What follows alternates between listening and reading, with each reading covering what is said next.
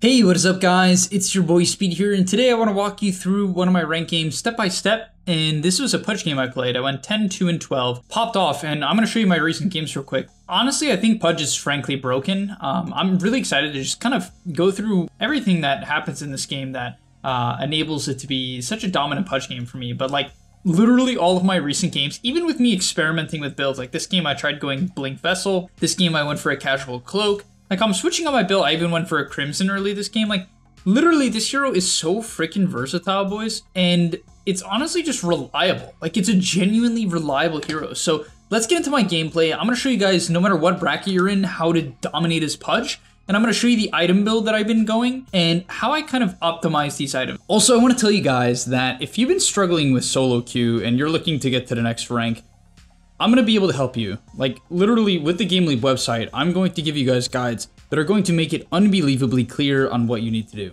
So if you've been stuck in the solo queue grind, you don't know what to do, and you want to become absolutely broken, but like actually you want to become much better at Dota, and you want to take it more seriously, the GameLeap website is going to help you do that. So click the link down below. I'm going to help you get to the next rank, and I'll see you there. Starting off here, I have a clarity, and this is pretty important because with this gameplay, what I'm often going to do is play the lane defensive. And this is very important. As a 1 armor, 280 movement speed hero, PUDGE like kind of gets destroyed. He absolutely gets destroyed. Something like TA is a real problem because if my armor gets reduced by 5 with meld, which he's going to do, I'm going to take a lot of damage, right? So by hooking the range creep and then proceeding to, in a moment here, pull creep aggro after I back off due to the meld, when I pull creep aggro, I can play the lane defensive. Because he doesn't have a range creep, the TA has nothing to pull creep aggro on. And this is very important, guys. A lot of people don't understand this concept. I just want you to get it down right now. If you kill the enemy range creep right away, they don't have anything to defensively pull aggro onto. They can't bully you off the range creep. They can't bait you onto the range creep. The TA's main way of pressuring me in this lane is baiting me onto the range creep. She did a little bit of damage when I went for the melee because this matchup's TA favored early on, and it is what it is, but because my Dawn is able to bully out the TA there, and because I'm able to then pull aggro onto the range creep and play defensive, I get the range creep deny, right? So it's really key that I'm going to be consistently pulling aggro and looking to generally play defensive. On top of that, for the second wave in a row, I'm going to hook the range creep, and now I have a bit of a double wave going into the second wave. And so PUDGE, as this typically very squishy hero early on, and I mean that, PUDGE is a very squishy hero, with this item build that's a little bit different. Once again, I do want to mention I've bought 6 tangos now. But with this sort of game style or gameplay that revolves around hooking the range creep, you can play in such a defensive manner that it's very hard for any hero to bully you out. Like really, there's basically no hero that bullies you out. From there, I'm going to pop the clarity, and this is very standard because the wave basically always shoves in here because you're hooking 2 range creeps in a row, right? So getting into the second wave, it basically always shoves in. And that's so awesome because now you can pop this clarity, right? Your hero doesn't want to just spam by mangoes. You can, and I've thought about replacing one of the gauntlets with 2 mangoes, and I think it would be okay. But the nice thing about this is it gets you a faster soul ring at some point and saves you some gold. Even this mango here is a bit questionable, but either way, I'm going to be able to pop my clarity, get the majority of the effectiveness. I was looking to pressure the wyvern here, but even then, what I'm primarily looking to do after the second wave is actually pop the clarity and look to hook the large creep.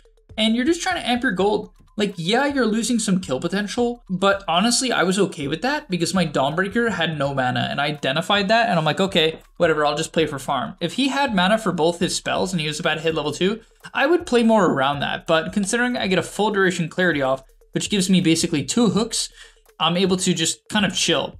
And now from there, you have to pull creep aggro off cooldown, and really, this is all you have to do. Right? If you hook the range creeps and pull aggro, the lane becomes extremely easy. From there, you just play for last hits with 82 base damage and a really good attack animation, and PUDGE feels like a great hero. You'll see here I'm just going to back off when the wyvern is pressuring in the wave, and look to play for, once again, every single CS. And I'm dominating this TA without pressuring her at all. Pretty impressive, right? Considering my net worth also is going to reflect this as well. I'm 300 gold up on the TA. Even after buying 6 tangos, a Clarion and Mango, my net worth is still very high, once again on a hero that doesn't typically lane well early on. Now honestly, for the majority of the lane you're playing defensive. Even getting until now, I'm typically playing defensive. The only reason I go aggressive here, and I really mean this, is because Dawnbreaker is OP at level 2. Just how the hero works, like Dawnbreaker is just insane. Once Dawnbreaker hits level 2, she makes like every lane a kill lane. So of course I'm considering going for a kill there, and we pick up the kill on the TA. And this is honestly a great lane combo. The Dawn Pudge, while it might seem a little bit weird because there's no innate setup for hook, it doesn't really matter. You kind of just walk in with the rot and pick up easy kills. From there, I did buy the Ring of Health right away. Note that I ship my courier out when I have 500 gold. I don't wait for 800 gold to ship my courier to the secret shop. I typically ship it at about 400 to 500 gold. You can even literally ship it as the game starts. It's a bit risky in case you need a salve or something like that. But it's really important to do this because the earlier you get this Ring of Health, the faster you can go for kill attempts. Because I'm pinging my guy here. I even feed him a mango. I'm saying, okay, this TA is level 2, right? She is not in a position to fight us, right? This TA is level 2. I don't even think she had refraction yet. She's about to get it off these creeps, I think. No, she doesn't even get it here, which was huge. So she's stuck at level 2, and we just straight up kill her full to nothing. And that's the power of the Pudge, right? You kill people from full to nothing, no problem with a +1 hero. The only problem is you're actually extremely easy to return kill until you hit level 4 with that extra point in Flesh Heap or that next point in Flesh Heap. So for the most part, I'm not actually playing like this, guys. This was a game where I actually did the best in my lane. So out of all 3 of the games, even though I had like a ton of kills in every game, this one had the best laning stage because my CS was really high and I was able to pick up a bunch of kills. Typically, I'm not really playing for kills. I think Pudge is honestly happy going even in most lanes. He just scales extremely well. So if you go even, I would often say you're winning because you can just take over the game later on. So as we'll see here, we pick up another kill into the Wyvern. I'll quickly go over how I execute on this, only because I think it's important just to not waste hook. Like you'll see, I walk up. I'm not gonna pop Flesh Heap right away. I kind of wait till there's something doing damage to me. You might be like, oh, it's rot. Well, I also want to wait for Arctic Burn here. So I wait for the Arctic Burn, just get the max value out of Flesh Heap, and I don't waste the hook. I have discipline. I know I'm higher movement speed with this guy when he's getting slowed, and I'm able to chase down the Wyvern. From there, I really like to identify whether or not the lane is like super winnable. If it's super winnable and I feel like I'm in a position to really bully the enemy, I will tend to get the lane back. And this is very important for Pudge in general because your hero gets ganked quite easily. Flesh Heap is not that good yet and you don't have your Vanguard. So what I was looking to do in this lane was get it back and go for kills on the TA. So you'll see I actually static the creep wave by my tier 1 tower here. And this is what you want to do if you get kills. On top of that, I pick up an early boots and Soul Ring, delaying my Vanguard. So a very aggressive build, not good for cutting waves or for farming. Soul Ring's good for farming actually, but not good for cutting waves and like playing very farm oriented because it's harder to farm the neutral camps. But it doesn't really matter because I was looking to keep the lane back and pressure the TA. I did end up pushing in the wave here a little bit, which was probably a mistake. But once again, I just wanted to look for as many kills as possible at this point in the game. Unfortunately, the wave was kind of by this TA's tower, so I had to chill a bit. I had to kind of wait for my Dawn to go in, but once again, we're going to go for a little bit of damage. This was a great decision on my part to back off here. I think a lot of players would have doubled down for the kill, and I just knew I wasn't going to be able to finish him off with hook off cooldown and my Dawnbreaker having to disengage. I really didn't want to commit there. And that's key because you out-regen most heroes, right? With this Ring of Health, it's, you know, you have a lot of sustain, and so you can pick up kills over time. You don't have to rush to the issue as you pick up another kill on the Wyvern. Next, this is probably the most underused mechanic on Pudge, and that is dismembering creeps. Very straightforward, but just not used.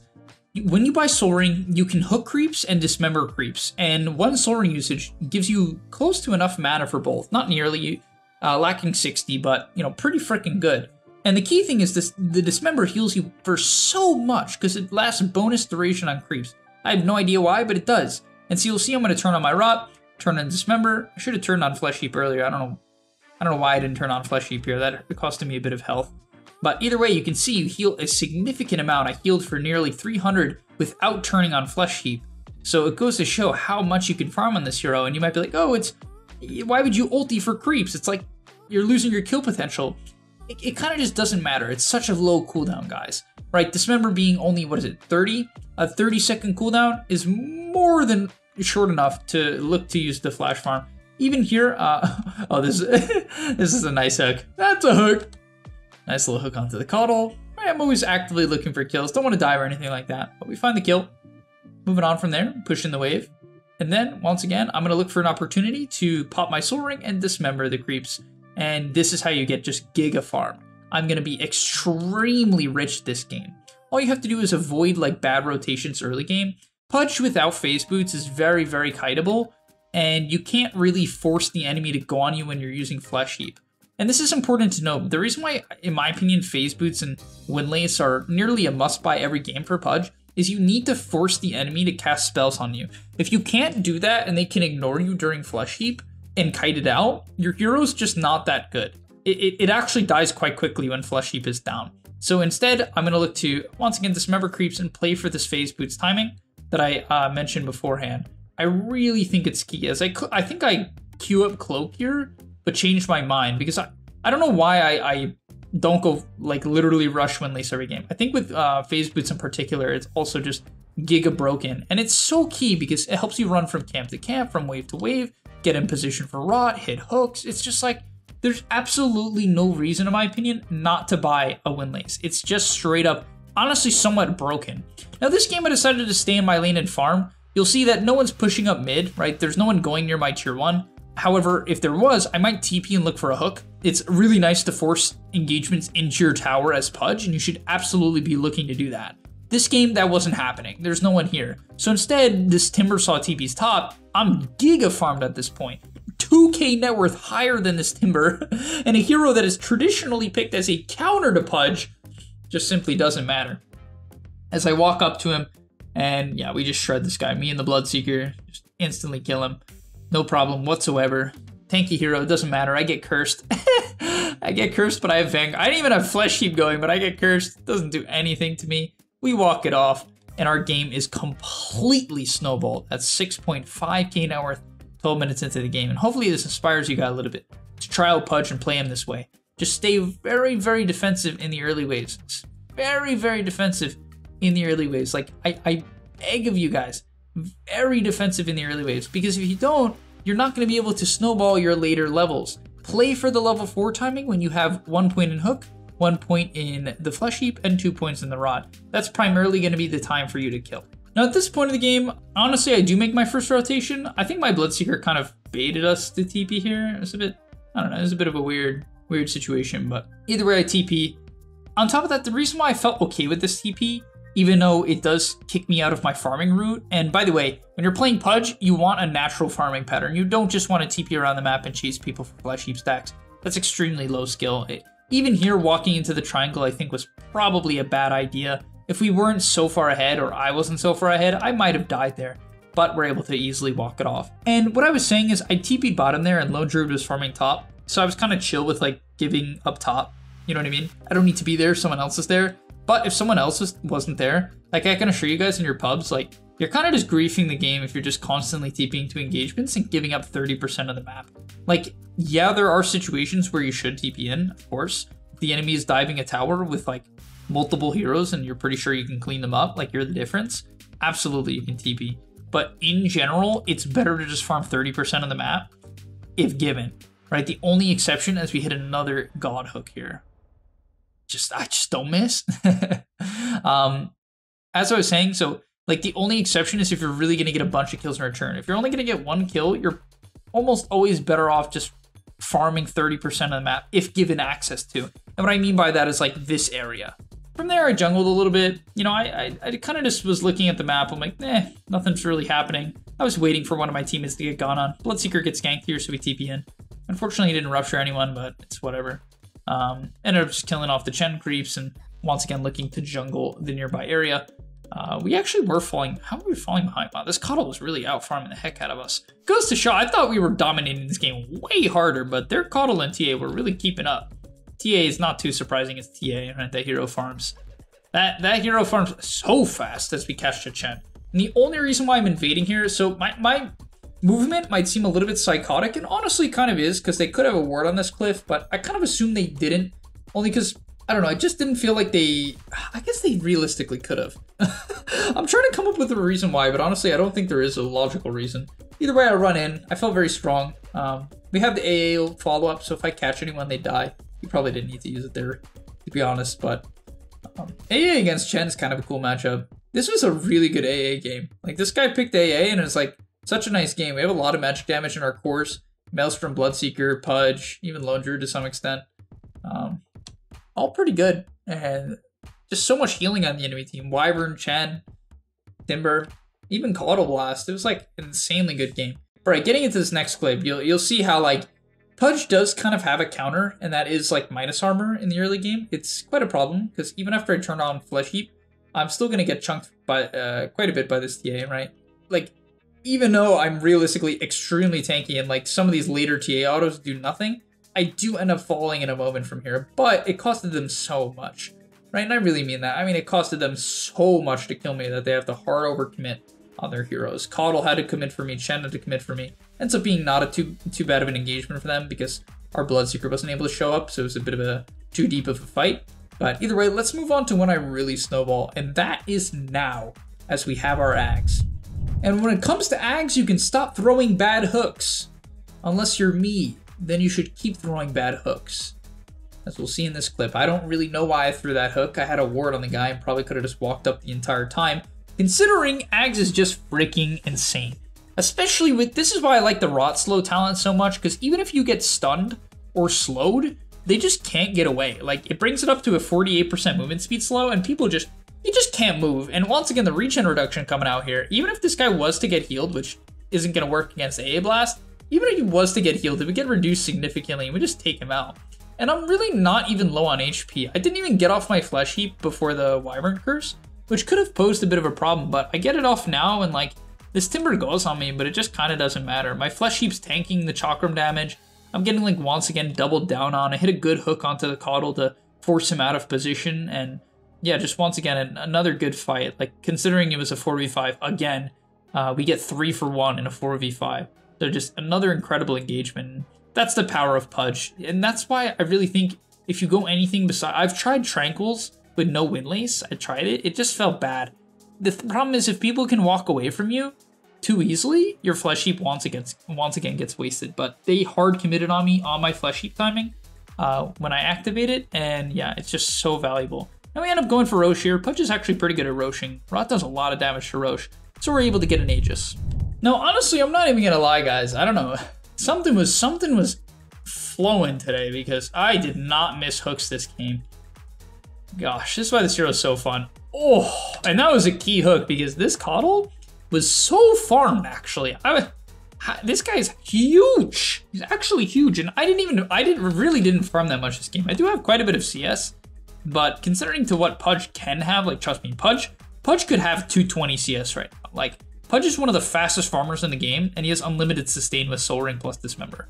Like, you'll basically never have to go back to base. We hit a really nice hook, and yeah, I'm looking to obviously push up on the map, not really looking to farm. Kind of just wanted to open up the map for my Bloodseeker and enable him to hit his timings.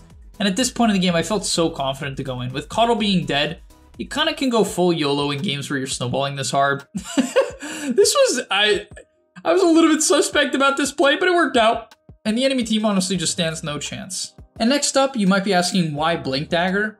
There's a couple of reasons why I would go Blink Dagger over a Hooded Defiance or like Eternal Shroud or a Crimson Guard or even a BKB Rush. Lotus is another popular item as well for the armor. And the reason why I go Blink this game is pretty straightforward. I think that while the enemy team does have counters for me, I'm snowballed enough where I can Blink Initiate and it's going to be okay. Right? What I mean by that is even if I extend a little bit far, the Blink won't put me in a position where I'm going to die because of how far ahead I am. However, what I think a lot of people do wrong in their pubs is they buy Blink when, especially on a hero like Pudge, right, that doesn't have to buy Blink. It's not like some Earthshaker or Centaur or whatever, right? You don't have to buy Blink, and they'll buy it anyway when their team doesn't even need an Initiator. Like, they'll have a Clockwork on their team, and they'll buy Blink. And it's like, you can do that, but you got to really make sure you're snowballing then, because Blink puts you out of position on Pudge most of the time. It doesn't have to. Like, you can obviously Blink backwards and Blink for hooks and whatever, but in general, it kind of puts you in deep. So, like, for instance here, I get a really nice jump, getting raw damage on the 2 heroes as I solo kill the TA. Oof, so much damage. TA is a pretty hard counter to Pudge, which might seem weird. It's like, what? Rot breaks through refraction. It doesn't matter. Minus armor is a real problem for Pudge, which is why actually a lot of pros take the 4 armor at level 10, because Pudge really has an armor issue. There's even a lot of people who think that you should take or buy more armor items early on into the game. As we hit another hook. Yeah, moving ahead, when you have ags as well, I do just want to make it very clear that like your hero farms extremely fast, which is why I think this hero is so freaking good in pubs. If the game state slows down and your team's feeding and they die high ground, if you can get away, like reset the fight and just go farm, you can snowball with pretty limited kills. So the hero is very versatile. If you're snowballing, you can, you know, take the Rot Slow talent at 10, buy phase boots, buy your windlace. I always buy magic wand on this hero. Please double down on these early stat items. It blows me away that people will roam, literally play active, and then just not even buy any items to synergize with it. Like they'll rush ags on Pudge and then fight before they even have the item, like solely fight. It's like if you're gonna do that, spend the 800 gold on a windlace, a clarity, and a wand with a smoke. Spend that gold, have it turn a fight or two for you, because these items will do that. Like, people don't realize it. They will win fights for you. Magic Wand and Windlace, early game, are so effective at what they do. And yeah.